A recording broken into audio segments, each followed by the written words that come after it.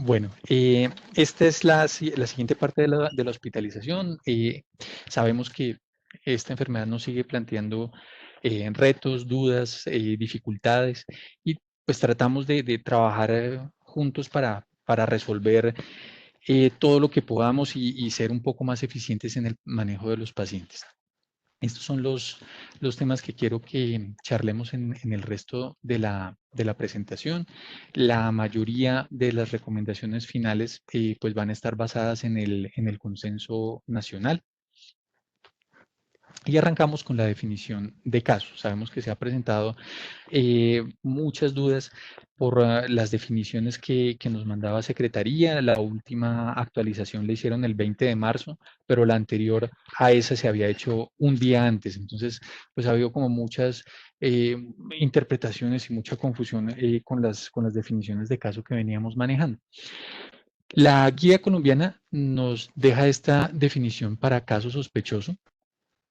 Persona que tenga por lo menos 2 síntomas respiratorios agudos en menos de 10 días, fiebre, tos, dificultad respiratoria, odinofagia o fatiga, o síntomas gastrointestinales. Digamos que el énfasis que nos recomienda la guía es que algunas personas pueden llegar a tener los síntomas gastrointestinales antes de los síntomas respiratorios.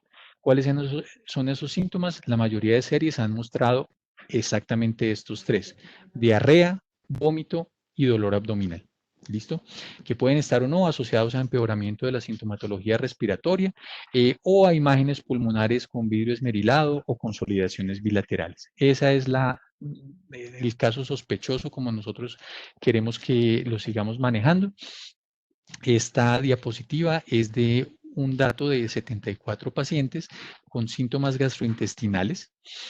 Como les decía, primero, 11% de los pacientes los presentaron. Antes nos decían menos frecuentes, 5 o 6%. Hay estudios que nos dicen 11, hay estudios que nos dicen casi hasta el 20% de los pacientes pueden tener manifestaciones gastrointestinales. Como ya dijimos, esos síntomas son náuseas, vómito o diarrea. Son los 3 síntomas típicos. En este estudio encontraron algo interesante, y es que los pacientes con síntomas gastrointestinales con más frecuencia tuvieron enfermedad grave y con más frecuencia tuvieron brotes intrafamiliares. Entonces, recuerden que la transmisión fecal o la transmisión orofecal es una de las posibles vías de transmisión, así que hay que tenerle mucho cuidado a los pacientes que vengan con síntomas gastrointestinales. También había surgido la pregunta de qué hacer con los pacientes con manifestaciones neurológicas. Estos son los datos de una cohorte de Wuhan, 214 pacientes, y podemos ver acá cómo entre el 30% de los pacientes no graves y el 45% de los pacientes con manifestaciones severas tuvieron manifestaciones neurológicas. ¿Qué manifestaciones neurológicas tienen estos pacientes? Mareo, 20% en los graves, 15% en los leves, cefalea, alteraciones de la conciencia, enfermedad cerebrovascular, un par de pacientes con ataxia y epilepsia, otros pacientes, como ya habíamos dicho, con hipogeusia, con hiposmia, con neuralgia o compromiso muscular. Las manifestaciones que se asociaban con más frecuencia a casos graves que a los leves fueron alteración de la conciencia, enfermedad cerebrovascular y lesión muscular. Entonces, hablábamos con Ana María Quijano que los pacientes que vengan con cuadros clínicos con estas características también tienen que entrar como caso sospechoso. ¿Cuál es la definición de contacto estrecho? Básicamente, el riesgo de adquirir la infección se considera para los pacientes que tengan contacto a menos de 2 metros de un caso confirmado. Personas trabajadoras de la salud o no que tengan contacto con secreciones infecciosas de un paciente positivo, o una persona que viaja en cualquier tipo de transporte público y se sienta a una distancia de menos de 2 asientos. ¿Listo? Esas son las definiciones que nosotros dejaríamos para contacto estrecho. El siguiente punto que queríamos mencionar es diagnóstico. Esta es una gráfica un poquito densa, pero tiene información que es muy bonita. Entonces, en la parte de abajo vemos los días de síntomas, desde el día 1 de la infección hasta 30 días. Importante recordar que en general el periodo de incubación va a estar acá entre 4 y 7 días, que en algunos puede variar desde 2 o hasta incluso 14 días, pero en la gran mayoría los síntomas van a empezar aquí entre 4 y 7 días.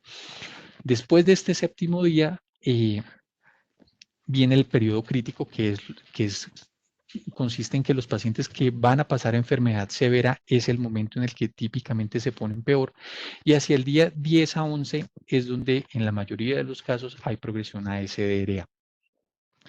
¿Cómo se comportan las pruebas diagnósticas?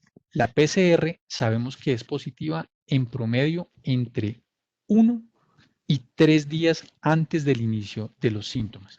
O sea, muy importante recordar que el mayor reto que tenemos con este virus es este periodo en el que la persona no tiene ningún síntoma, pero ya está eliminando virus y ya es contagioso para los demás. Entonces, lo que nos dice OMS es entre 1 y 3 días antes del inicio de los síntomas, la PCR se hace positiva. En promedio dura positiva entre 14 y 21 días para los casos leves. En los casos graves puede durar positivo hasta 28 o incluso hasta 35 días en los pacientes más severos. ¿Listo? Eso lo tenemos que tener claro para poder hacer un mejor uso de la PCR, recordando que su rendimiento no es ni cercano al 100%, va a variar según el tipo de muestra que yo tome entre un 60 y un 80%. ¿Listo? Y también nos varía, como ustedes pueden ver aquí en la gráfica, según el momento en el que yo lo tomo. Por supuesto, según la viremia va aumentando, pues yo voy a tener un momento en el que hay menos, un momento en el que hay más, que es entre el día 7 y el día 16, y menos sensible después de ese momento. O sea, claramente cae la cantidad de virus que se está excretando. Eso es con lo que hemos trabajado prácticamente todo el tiempo, pero ustedes saben que vamos a tener prontamente la disponibilidad de las pruebas de anticuerpos y esas también tenemos que saber cuál es la mejor forma de utilizar. Los anticuerpos IgM en general se empiezan a volver positivos entre el 9º y el 10º día de los síntomas. No hay mucha diferencia con el momento en el que se empiezan a producir los anticuerpos IgG. Entonces, uno podría decir que entre el día 7 y el día 10 aproximadamente el 70% de los pacientes tienen anticuerpos. Después del día 10 esto nos supera el 80%, pero definitivamente esperamos que el momento óptimo para tomar las pruebas de anticuerpos sea hacia el día 14 de el inicio esto es del inicio de los síntomas, no del inicio de la infección. O sea, después de 7 días del inicio de los síntomas, pero idealmente hacia el día 14 del inicio de los síntomas es donde los anticuerpos tienen su mejor rendimiento. Los estudios que tenemos y lo que se ha publicado dicen que son superiores al 90%. Este es el flujograma que recomienda la guía, espero que lo puedan ver bien en sus pantallas. La recomendación es, si yo tengo un paciente con sospecha de infección. Si vuelves a la diapositiva anterior, ¿hay alguna relación entre morbilidad o complicaciones y mortalidad y la presencia de anticuerpos IgM y IgG? No, señor. Digamos que como factor de pronóstico, la viremia. Sí sabemos que los pacientes que tienen mayor excreción del virus, los pacientes que tienen virus en la sangre, les va peor. Esos pacientes se asocian con más frecuencia con síndrome de liberación de citoquinas y les va peor. Pero los anticuerpos no.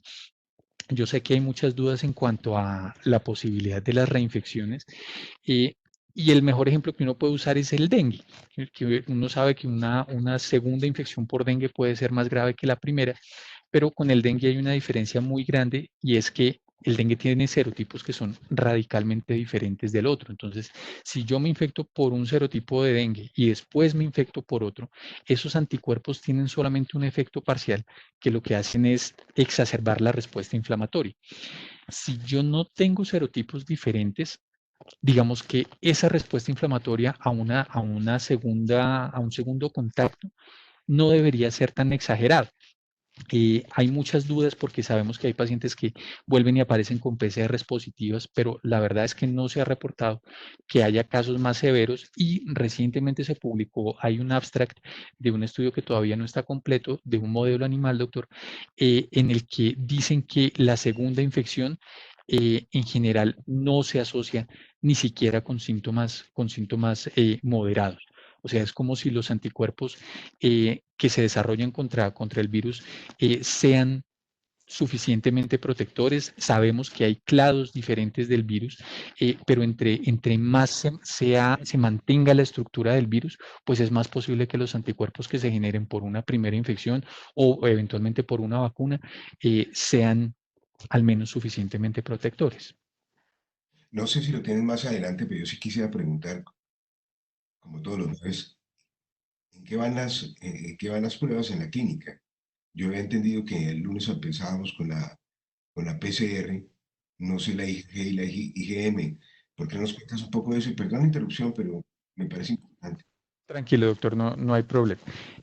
Nosotros, si quiere, les presentamos esta que es el algoritmo diagnóstico y les respondo eso. Entonces, si nosotros tenemos un paciente con sospecha, arrancamos por ver el tiempo de evolución para saber qué prueba me rinde más según el tiempo que el paciente lleve con síntomas. Si mi paciente lleva menos de 10 síntomas, las pruebas de anticuerpos no me van a funcionar. Así que sí o sí le tenemos que hacer una prueba de PCR. Si la prueba es negativa y la sospecha no era alta, yo puedo decir que es un caso descartado. Si yo tengo una sospecha alta y una primera prueba me sale negativa, yo debo repetir la PCR en 48 a 72 horas. ¿Listo? Si mi paciente, por el contrario, tiene más de 10 días de síntomas, yo acá ya podría echarle mano a las pruebas de anticuerpos. La recomendación de la guía es hacer las pruebas en serie si la primera prueba es negativa. Acá pues ya depende de la disponibilidad que cada clínica tenga y que nosotros tengamos en un determinado momento. Podríamos hacer primero la PCR o primero hacer los anticuerpos y según el resultado, pues uno eventualmente hacer la siguiente prueba. Si tengo la PCR positiva, pues es un caso confirmado. Si tengo las dos pruebas negativas, pues es un caso descartado. Y si yo tengo una PCR negativa con una prueba de anticuerpos positiva, hablamos de un caso probable y diríamos simplemente que es un paciente que probablemente ya no está eliminando cantidades importantes de virus y que ya ganó inmunidad. Así que todo esto es lo que nos aportan las pruebas de anticuerpos, que yo entiendo que fueron muy discutidas, muchos decían que no tienen utilidad. Lo que nosotros pensamos es, si sabemos cuáles son sus limitaciones, son pruebas que nos pueden ayudar. No se nos debe olvidar que si yo tengo un paciente con alta sospecha, las pruebas las debo repetir, pero solamente una vez. Entonces, para responder la pregunta del doctor Ospina, ya se están procesando algunas pruebas de PCR en compensar. Tenemos el enorme problema de que no todas nos las van a reportar directamente a nosotros. O sea, no es como se manda la prueba y el laboratorio nos la responde a nosotros, porque según es el asegurador. Sí, ahí estamos, se está terminando, digamos que todo el tema del trámite administrativo para la organización de la prueba, pero ya tenemos la posibilidad de PCR en compensar y ya hay un número importante de aseguradores porque los podemos transmitir allí. Y con respecto a las pruebas para trabajadores, el 100% se van a procesar en compensar. Sí, entonces la dificultad que sabemos que vamos a tener es que no en todos vamos a tener respuesta directa, compensar clínica del Country o clínica de la Colina, porque hay algunos que van a tener trámite intermedio con el Instituto Nacional de Salud. Entonces, desafortunadamente no podemos tener la garantía de que en 24 o 48 horas vamos a tener resultados de PCR para todos. Las pruebas rápidas sí nos van a dar esa ventaja porque las vamos a poder procesar acá. Esas son pruebas que son muy sencillas, son pruebas de flujo lateral, así como las pruebas de embarazo, que básicamente nos dan resultados en 15 minutos. Entonces, pues es una ventaja enorme, pero pues como ya dijimos, la limitación número 1 es el tiempo que se demoran para hacerse positivas. Una pregunta, esta tiene que ver con cirugía. Sí, señor. Entiendo que todos los pacientes deben ser manejados como si fueran positivos. Sí, Primer señor. presupuesto. El segundo presupuesto es que sabemos que la mortalidad de los pacientes quirúrgicos cuando llegan a tener infección por COVID es muy alta, puede llegar entre el 20 y el 25% en algunas cosas que yo he leído.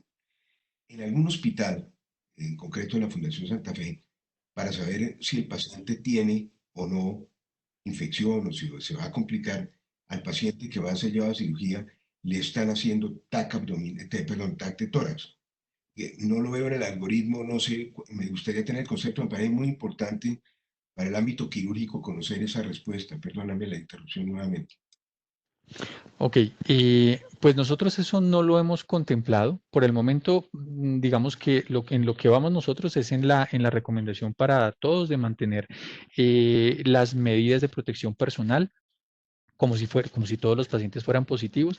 Básicamente, por lo que mencionamos hace un momento de los casos que encontramos de transmisión autóctona y de esta transmisión que es clara, y lo que dicen los datos es que la mitad de los casos vienen a partir de pacientes que son asintomáticos. Pero tamizar a los pacientes con tomografía, yo personalmente no he visto esa recomendación escrita pues en ninguna de las guías.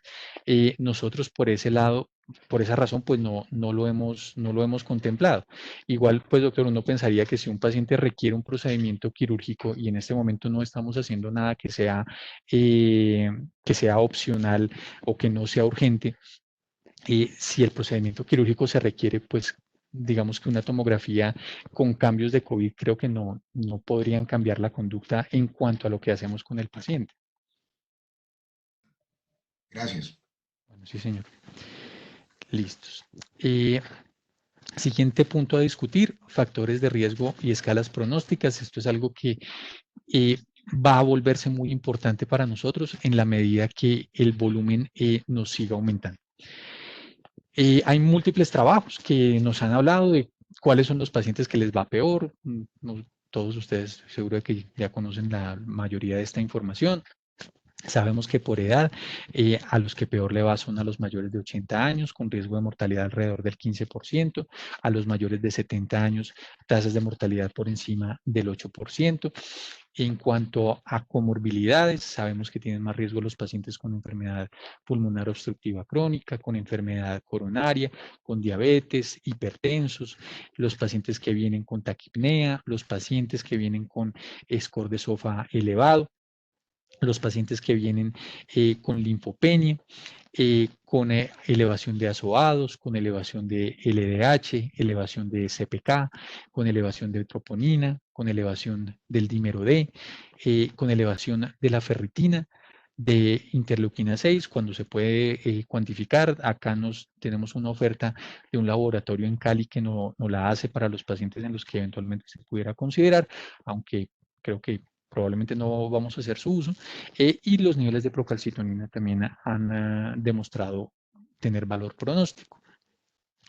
En cuanto a los paraclínicos que hacemos de rutina, pues sabemos que los pacientes graves tienden a tener recuentos de linfocitos menores que los pacientes que no son graves. Los pacientes no graves típicamente tienen recuentos de linfocitos por encima de 700, pero sobre todo por encima de 1000, y los pacientes severos típicamente recuentos de linfocitos por debajo de 800, pero ustedes saben que muchas veces los vemos mucho más linfopénicos.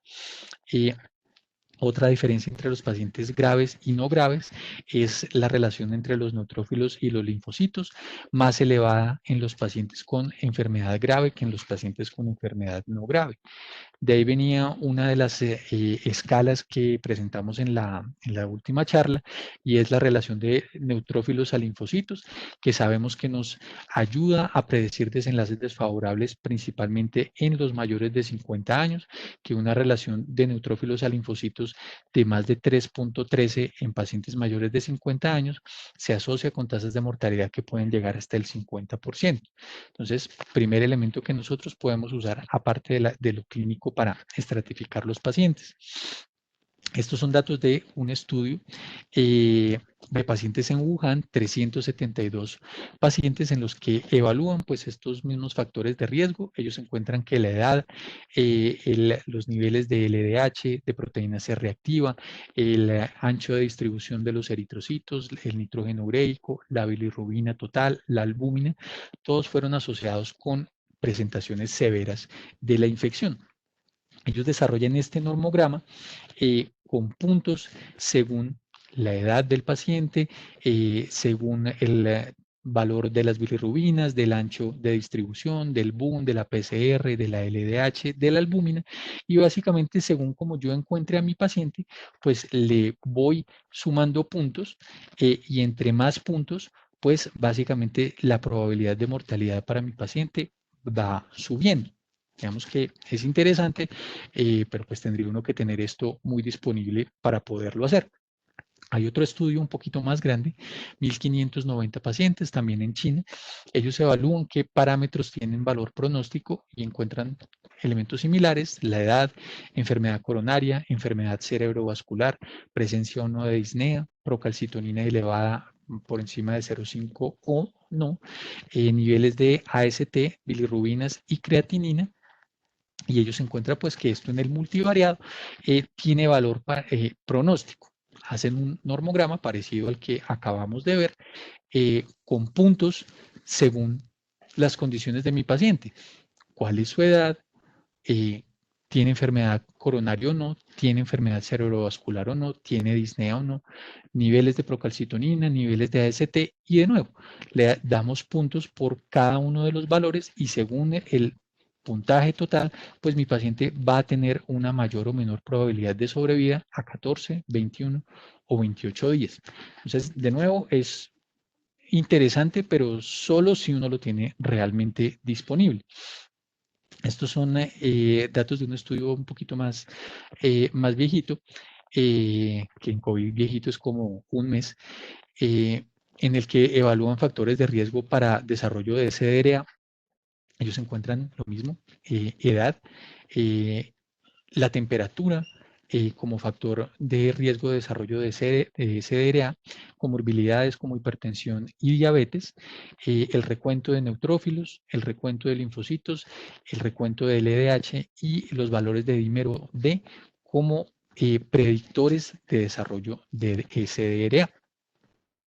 Estas son las recomendaciones de nuestra guía. Básicamente lo que nos recomiendan es tener en cuenta como antecedentes que los pacientes sean mayores de 60 años, que tengan historia de tabaquismo, enfermedad cardiovascular, diabetes, EPOC, hipertensión o cáncer como factores de mal pronóstico.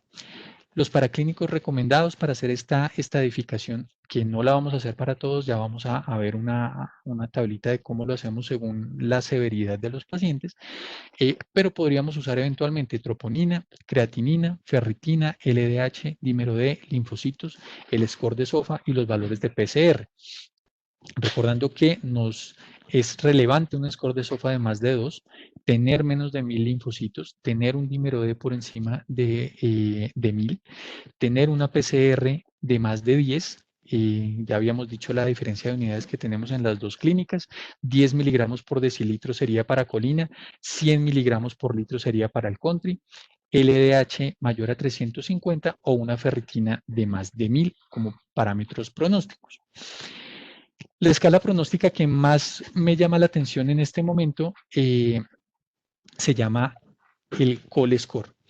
Me parece súper interesante porque son estas 4 variables que ustedes pueden ver acá y las sacamos simplemente con una historia clínica, un hemograma y una LDH. ¿Listo? Ellos lo que hicieron fue pues ver qué elementos les daban de riesgo para ver posibilidad de progresión a enfermedad severa. ¿Qué es enfermedad severa? Que la persona desarrolle hipoxemia o empeoramiento de los infiltrados pulmonares. Eso es lo que ellos consideran progresión.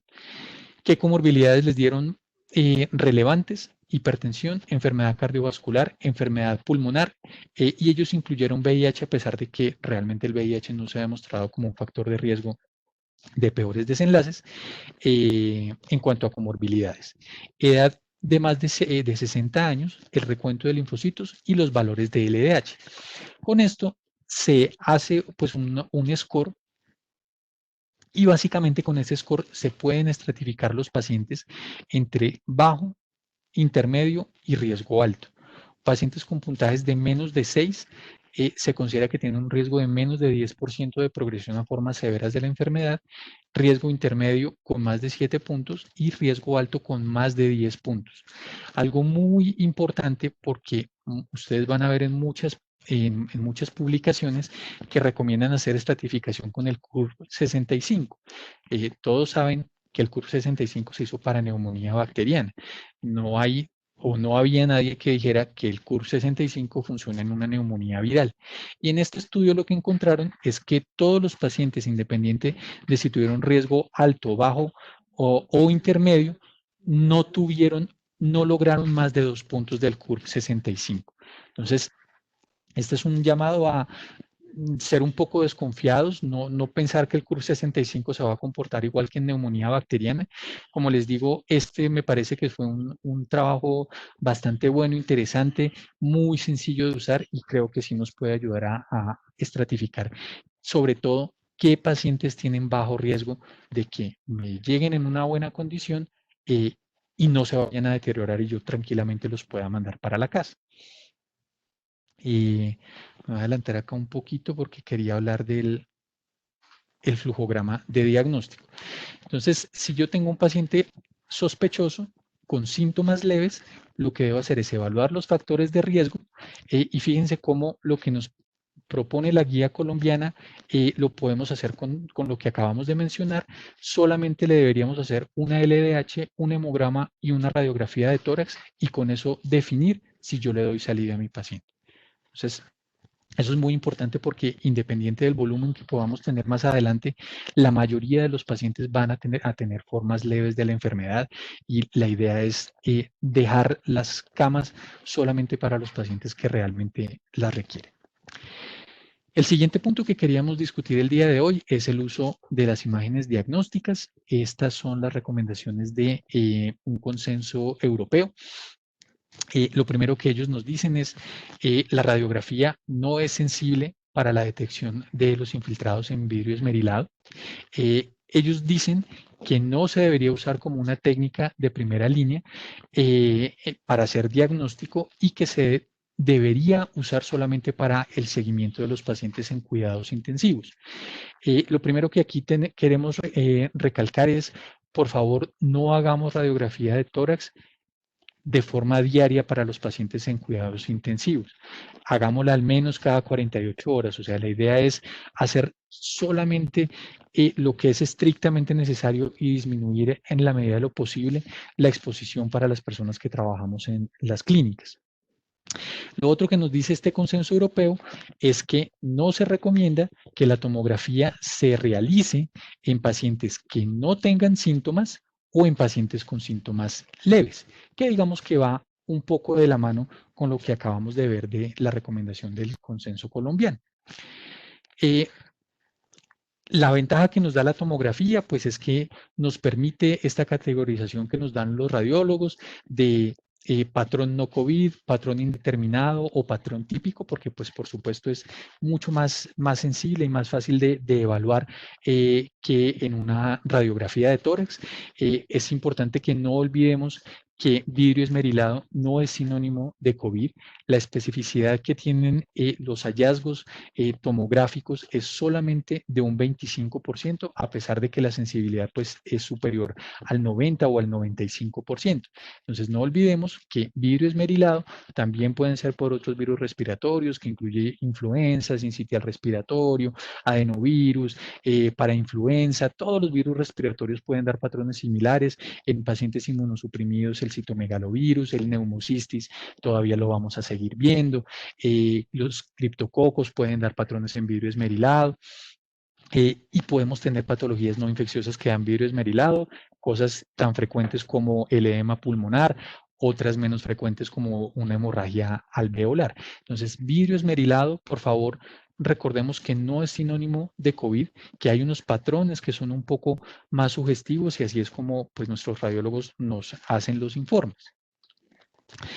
Si queremos ver las cosas un poco distinto y pensar en distribuir mejor los recursos, pues tenemos este algoritmo que nos recomienda la Sociedad Británica de Imágenes, y ellos básicamente nos dicen, si usted tiene un paciente con sospecha de COVID, está estable, hágale solamente una radiografía de tórax y tome sus conductas con los hallazgos de la tomografía.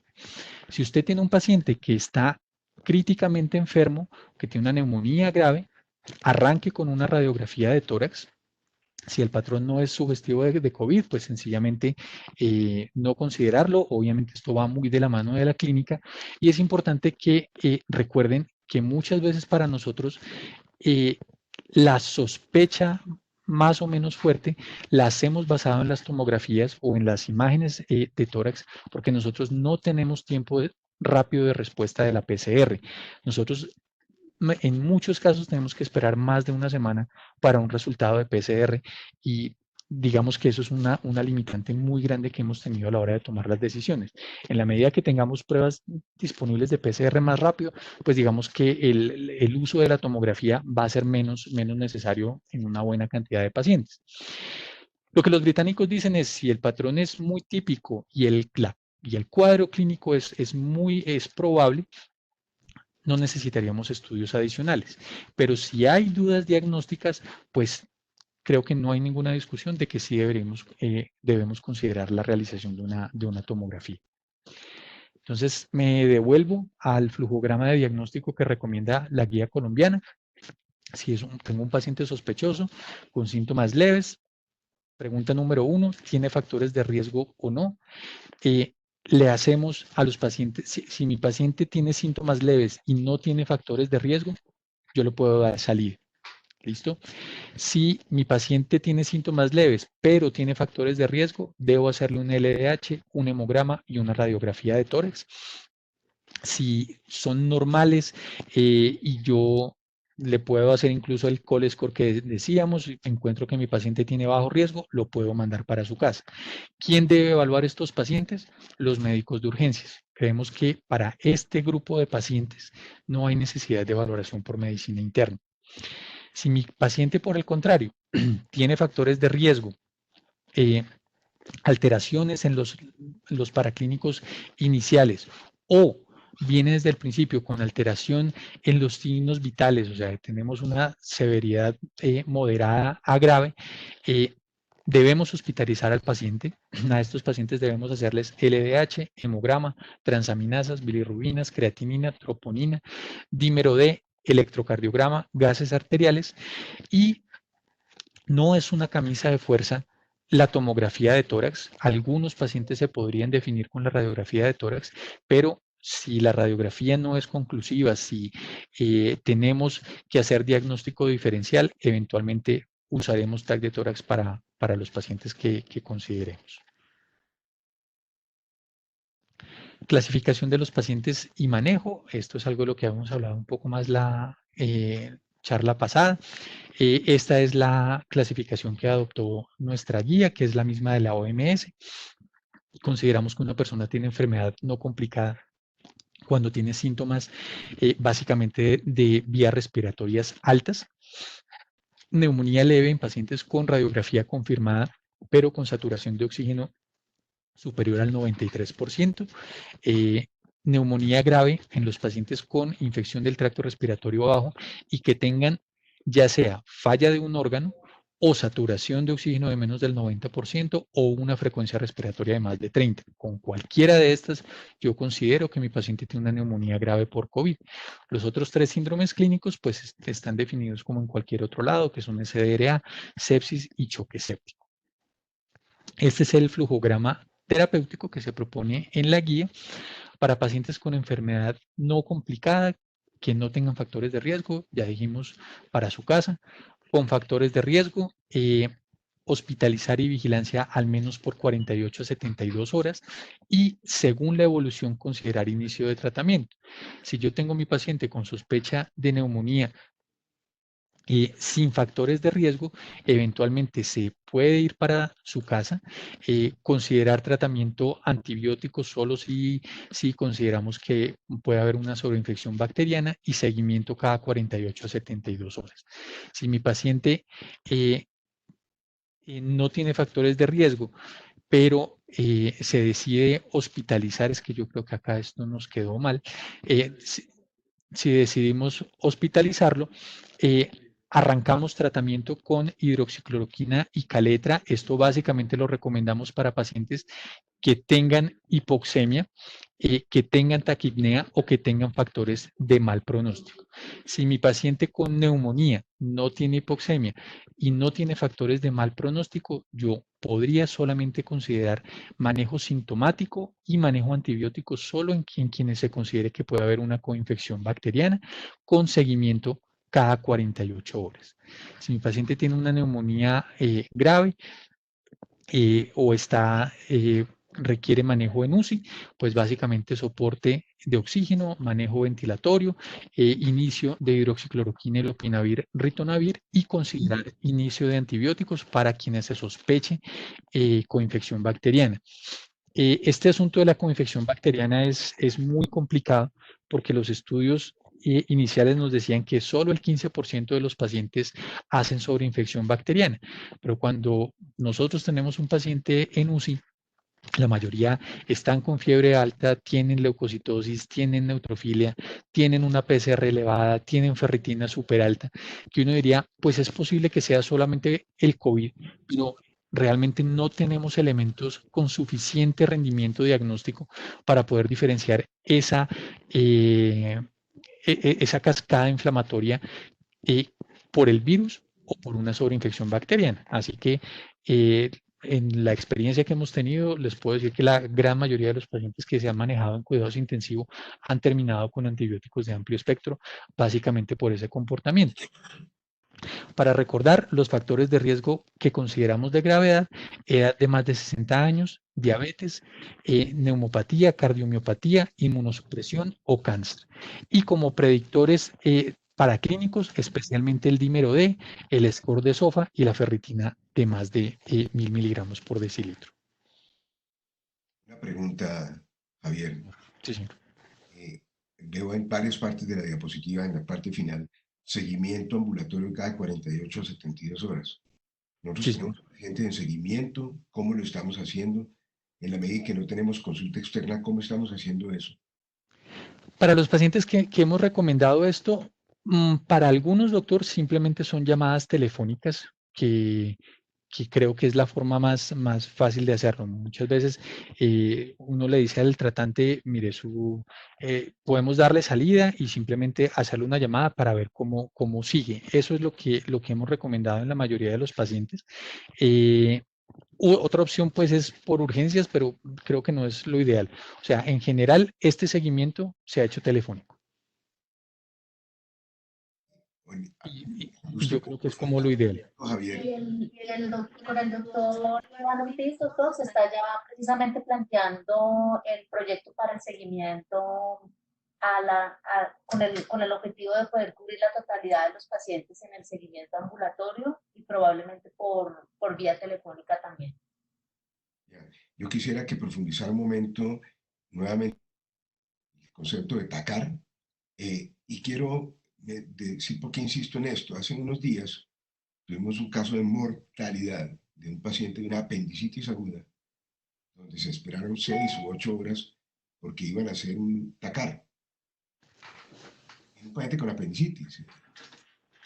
No sé, quisiera un comentario sobre el TACAR, por favor. Sí, doctor, pues ha sido... No es mandatorio, usted no me lo ha dicho. Sí, señor, no es mandatorio. Lo que pasa es que desafortunadamente, doctor Ospina, desde que estamos en estas, todo es COVID. Llega el paciente por dolor abdominal que se inicia en el epigastrio, se irradia la fosa ilíaca derecha, tiene todos los signos positivos para una apendicitis, pero lo que se sospecha es COVID. Entonces, sí ha pasado eso, que se han dilatado muchos procedimientos, se han dilatado las conductas correctas básicamente por el temor que esto nos genera. Desafortunadamente, tenemos que hacer énfasis en que los síntomas gastrointestinales sí son relevantes en estos pacientes y claro, puede eventualmente haber dolor abdominal. Así que pues realmente esta enfermedad nos pone muchísimos retos a la hora de abordar los pacientes en urgencias. La tomografía de tórax es única y exclusivamente para los pacientes que yo sospecho una infección por COVID, que el cuadro clínico es sugestivo de COVID y que la radiografía de tórax no me dio la respuesta que yo estaba buscando.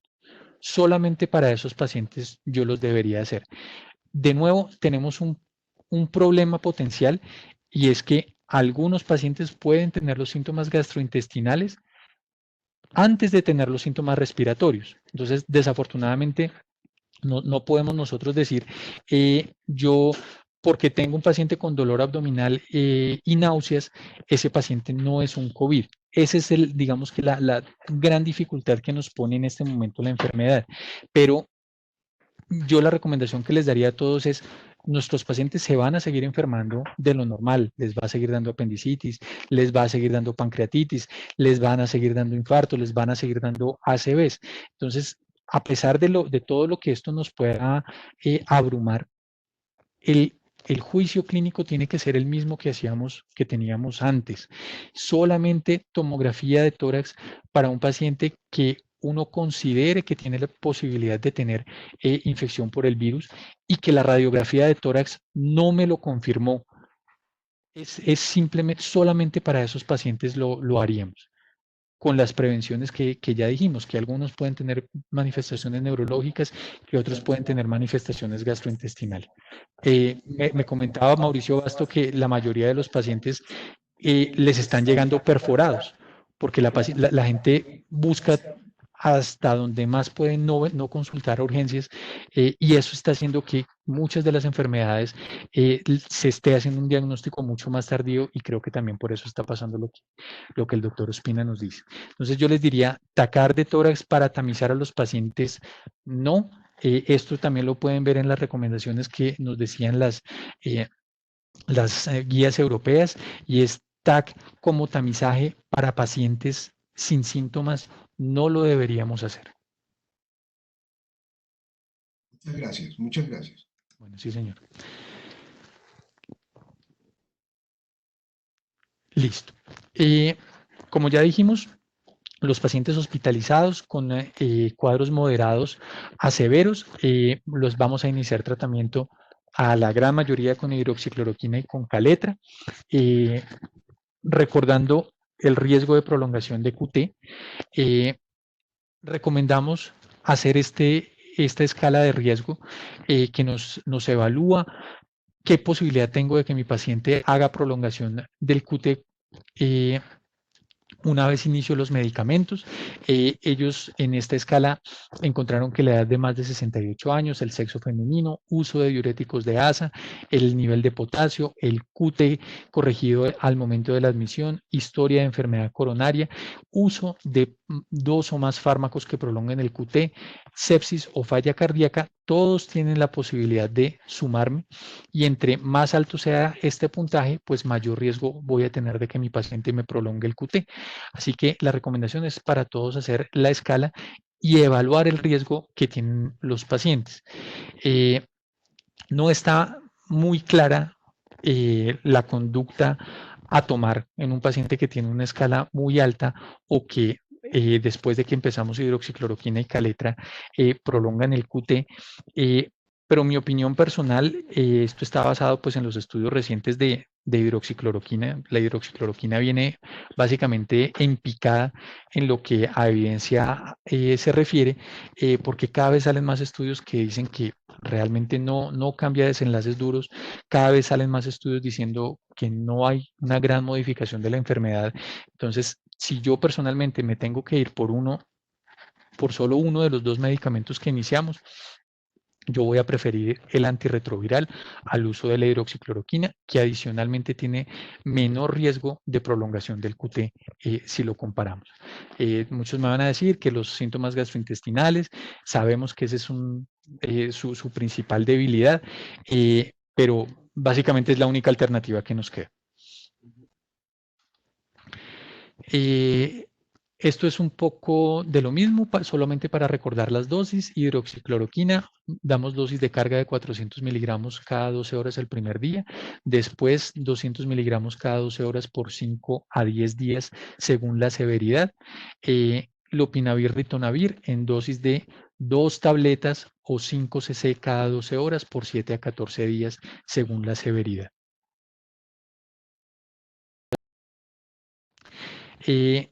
Siguiente tema, quiero hablar un poquito del síndrome de liberación de citoquinas porque muchos me han preguntado sobre un tema para el que básicamente no tengo respuesta y es el momento de inicio de los inmunosupresores. Importante recordar que se han descrito 3 estadios en la enfermedad. Un estadio temprano, que diríamos que es desde el momento de la infección más o menos hasta el día 7, en el que predomina la respuesta viral con los síntomas que son propios del virus, la fiebre, la tos, eventualmente la diarrea, la cefalea, el malestar general. Entre el día 7 al día 10 es donde los pacientes que se van para formas severas se empeoran. Así que parecido a lo que uno hace con dengue, uno tiene que decirle siempre a los pacientes que después del día séptimo, que para el momento de los síntomas va a variar entre el día 4 al día 7 de inicio de sus síntomas, tienen que estar muy pendientes de la aparición o no de disnea, porque estos son los que nos van a marcar los que se nos van para acá, para SDRA, que básicamente es la complicación que más tenemos. Estos pacientes que se nos van de la forma severa y a la forma grave, que típicamente lo hacen entre el día 10 al día 11 de la infección, lo hacen acompañado de una marcada respuesta inflamatoria, con elevación de los parámetros inflamatorios como la PCR, la LDH, la interleuquina 6 que ya dijimos, el dímero D, la ferritina, la troponina. Vamos a ver básicamente una tormenta de citoquinas en estos pacientes que hacen la cascada hiperinflamatoria, que es el momento en el que se desarrolla el SDRA. Entonces, importante recordar que la gran mayoría de los pacientes tendrían este lado de este muñequito. Hacen formas leves, sin mayor daño alveolar, más del 80%, y es muy posible que cuando uno le dicen que el 80% de los pacientes son leves, es muy posible que sean muchos más, porque recuerden que hay un porcentaje importante de pacientes asintomáticos y hay otros que los síntomas son tan leves que pueden incluso pasar desapercibidos. O sea que uno diría que formas leves la hacen seguramente hasta el 90% de los pacientes, sí, como les digo, sin mayor compromiso de daño alveolar.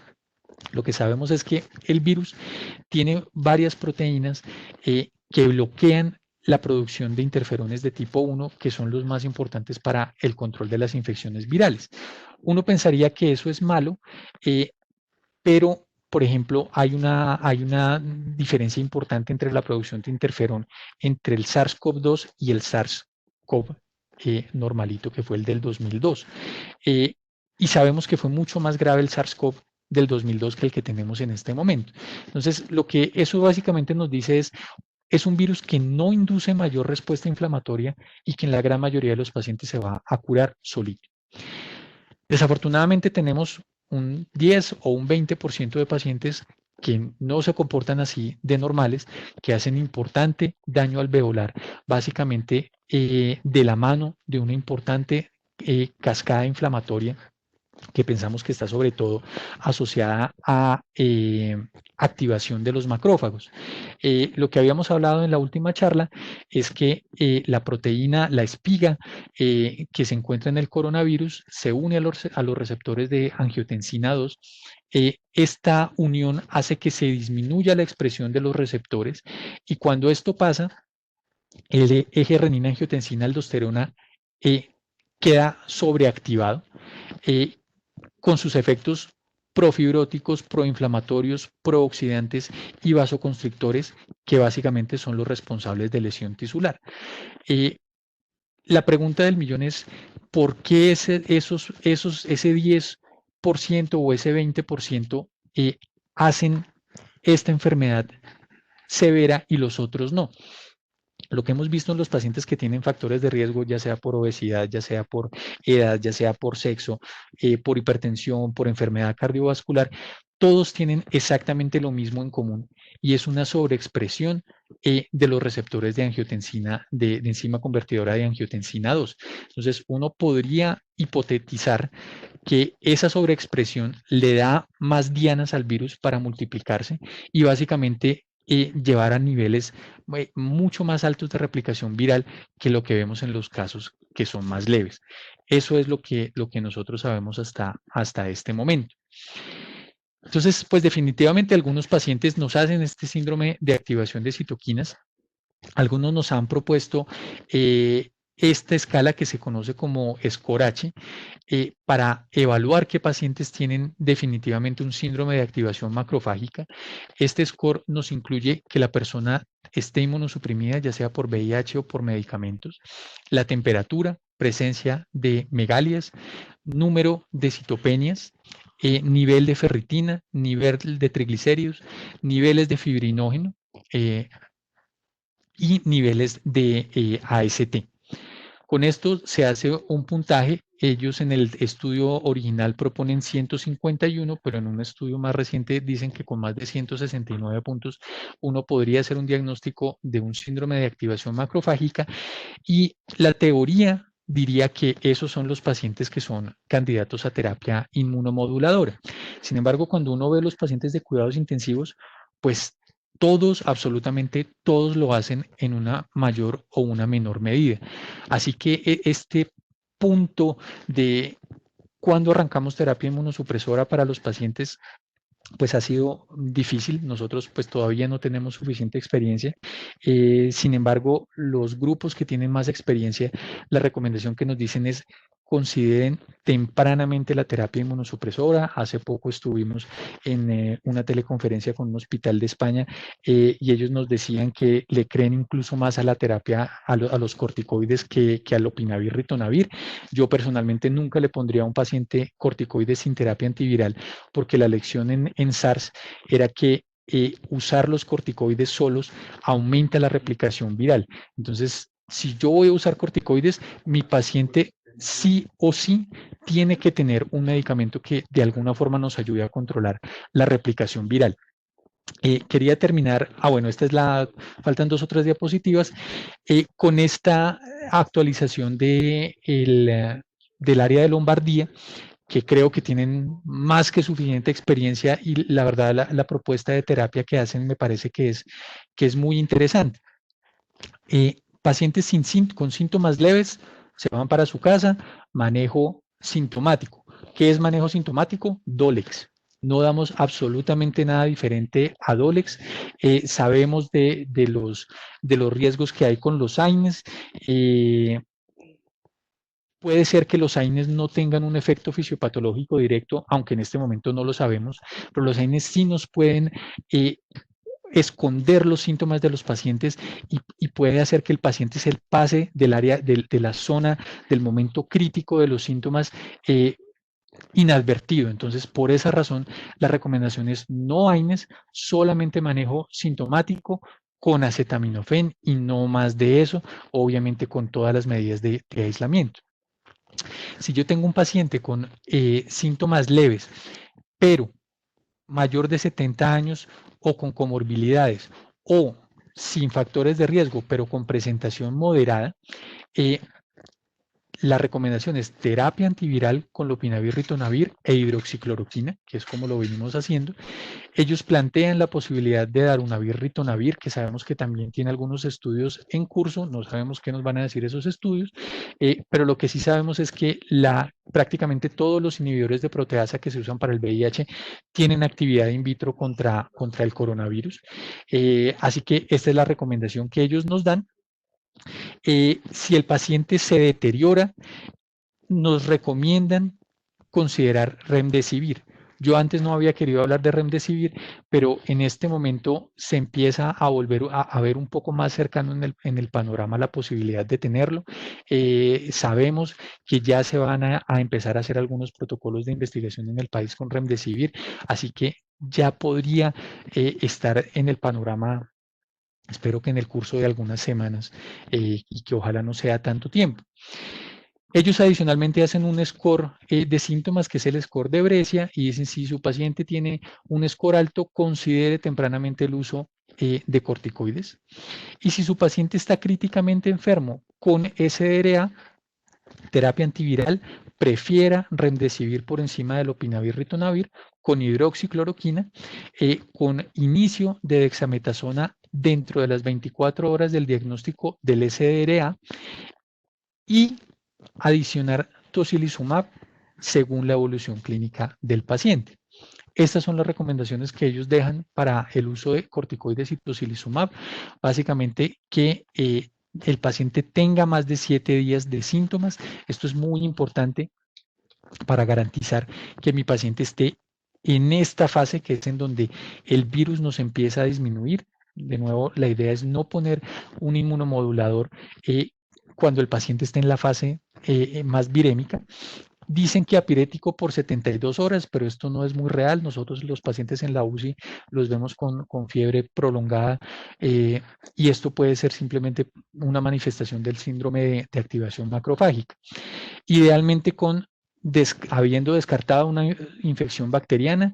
En nuestro caso les diría que todos estos pacientes casi siempre están con antibiótico de amplio espectro o que tengan deterioro de el patrón respiratorio o empeoramiento radiográfico. Esa es la recomendación que nos dejan los italianos para el uso de corticoides, y tocilizumab algo similar, pero asociado a marcadores inflamatorios que vayan en aumento. Para nuestro caso, especialmente elevación progresiva del dímero D, elevación progresiva de la PCR, de la ferritina o disminución del fibrinógeno. Recuerden que el riesgo no es tener el fibrinógeno alto, sino tenerlo bajo como marcador de activación macrofágica.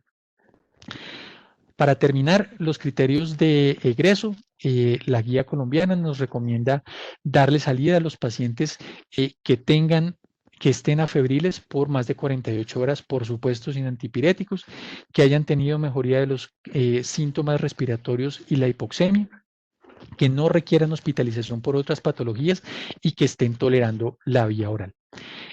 Ha habido algo de discusión con el asunto de las PCRs de control. Algunos protocolos recomiendan que se incluya la PCR como criterio de egreso. Para nosotros esto no es real. O sea, si tenemos problema para la PCR de diagnóstico, mucho más para una de seguimiento. Así que esta es la razón por la que en cuanto a los criterios de egreso, no incluimos resultados de PCR. Esto lo hace la Secretaría de Salud ya como criterio de cura microbiológica, con PCRs de control básicamente cada 7 días, pero para nosotros no puede hacer parte del protocolo de egreso porque sabemos que el tiempo de respuesta no se puede garantizar. Eso era todo lo que les traía el día de hoy. No sé si tengan alguna pregunta.